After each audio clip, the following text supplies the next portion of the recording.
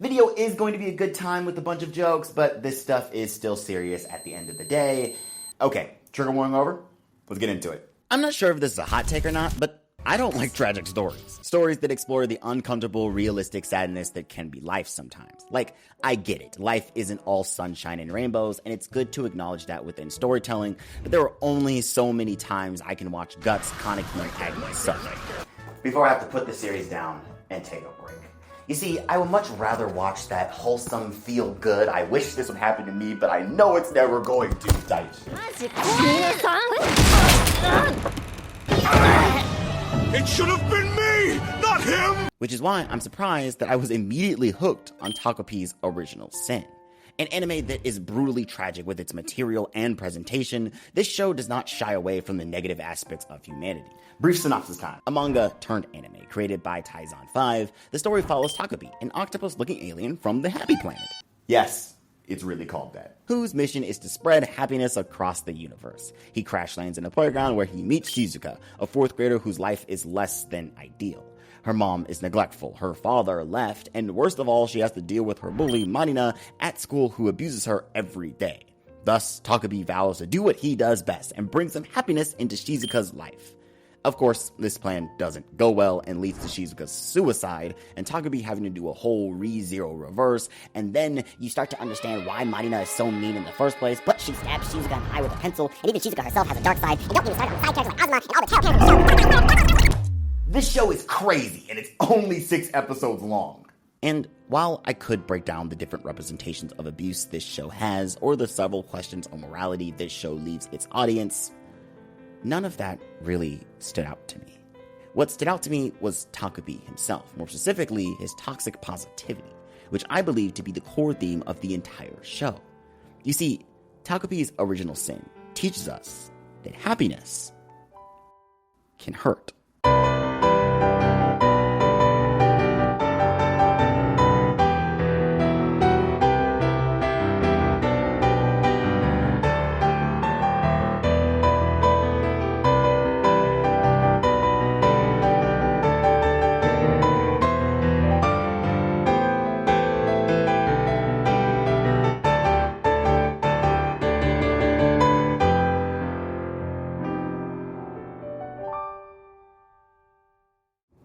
The thing is, growing up, I was Takopi. I admired the protagonist, specifically the shonen protagonist, and to some extent, I still do. The character who always knew the right thing to say, the character who swooped in and lifted everyone around them out of despair, no matter the issue. And I thought I could do the same thing for those I cared about. All I needed to do was save them somehow. All I needed to do was be their hero. Takopi thought the same thing. No matter the abuse, no matter the bullying, no matter even what Shizuka or the rest of the kids actually told him, if he could just make them smile, if he could just save them from their struggles, then everything would be okay. And the truth is, not everyone needs a hero. In fact, most people don't. This is a prime example of toxic positivity. Toxic positivity is defined as dysfunctional emotional management without the full acknowledgement of negative emotions, particularly anger or sadness. Shizuka has no one. Her father left to go live in the city. Her mother is always at work, acting like she doesn't have a child at home. She's bullied, her house is a mess, and she has no friends.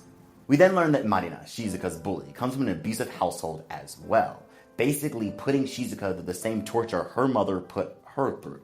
Azuma, Shizuka's classmate, degrades himself for basically not being able to fit this perfect child standard that his mother told him his older brother was, and he resents his older brother for that. And yet, Takopi's solution to all of this is to use my alien technology to fly through the sky, or let's take a picture with the happy camera. Happy coming up!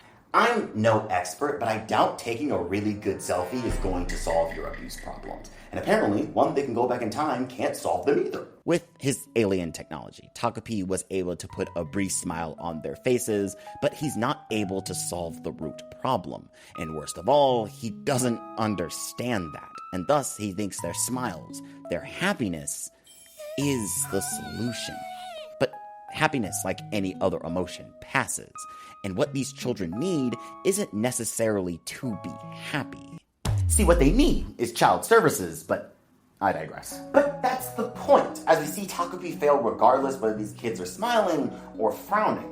In some cases, it was his intervention that made the situation worse than it would have been otherwise. Mixed in the fact that these are still children, humans who are nowhere near mature enough to deal with any of this trauma, and it just kept getting worse. Takopi's pursuit of happiness is hurting them. His getting in the way of all of Marina's minor bullying attempts leads to her beating Shizuka physically. His and Shizuka's over-reliance on Azuma enables Azuma's perfection complex. And his mindset of just taking out the negative no matter what without thinking of the consequences leads to even more negative actions, ironically, on his part. So then what? If being happy and smiling at times isn't enough, then what is the solution?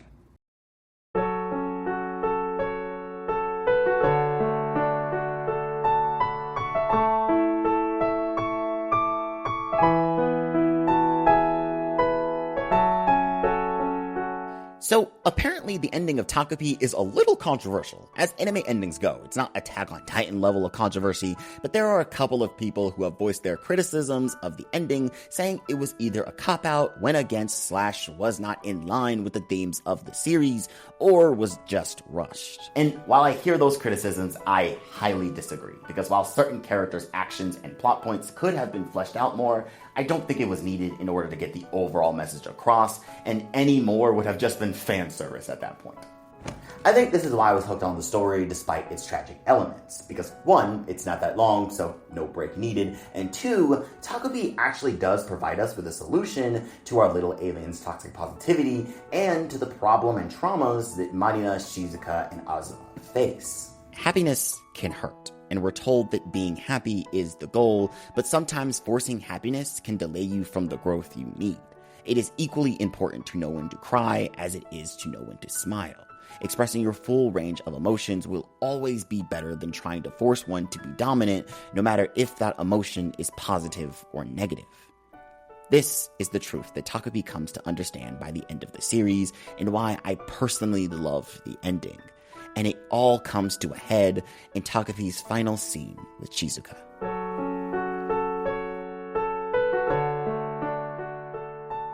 In this scene, Shizuka once again beats the ever-living fuck out of that octopus. God damn! But this time, she also trauma dumps, laying it out more clearly than it's ever been, crying and screaming about how alone she's been, asking Takopi over and over again, what was I supposed to do when no one cared?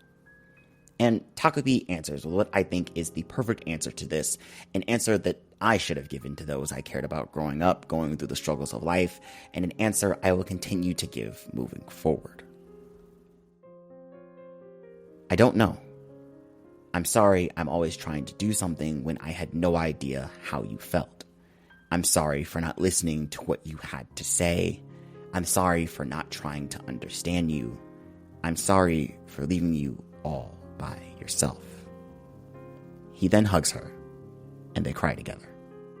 The solution is not to deny how you or they feel. It's okay to cry, it's okay to feel sad, and it's okay to process trauma. You don't have to be someone's knight in shining armor. You don't have to concoct some random plan to make them feel better. The solution is simply not to be alone. Just be there with them. Cry together, laugh together, walk together, grow together, and be together. Shizuka, Marina, and Azuma didn't need some space magic or happiness thrown in their faces. They just needed to know they weren't alone, that there was someone out there looking out for them. For Azuma, that turned out to be the very brother he resented, and for Shizuka and Marina, that was Takopi. And the fact that in the end, it's their relationship with this little weird octopus alien that made Marina stop abusing Shizuka is no cop-out. Because in the end, the two were more alike than different, and their shared unique experience with this alien, if you ask me, is enough to bring out anyone's repressed emotions. Even if they don't fully know what, it's still a connection that only they share.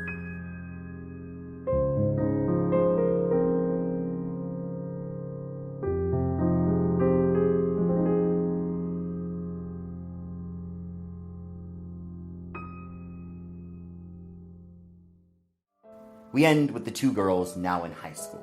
Their lives haven't changed much, and both their parents are still pieces of shit. They really need to call child services, but they're together with someone who not only understands what they're going through, but is willing to listen. In the end, this anime teaches us the lesson that most anime do.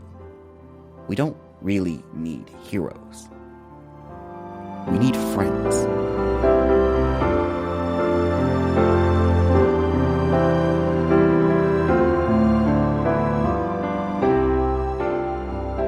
Hey guys, thanks for watching. I haven't seen anyone talk about the toxic positivity that is Takopi's character, so I did it myself. Comment your thoughts below. I would love to hear from you. And if you like this type of video, then make sure you subscribe and also give us a like because it helps out a lot. Thank you so much to our patrons and follow us on socials because we stream. As always, my friends, thank you so much for watching. I'm RJ Lane, and this has been On the Rise.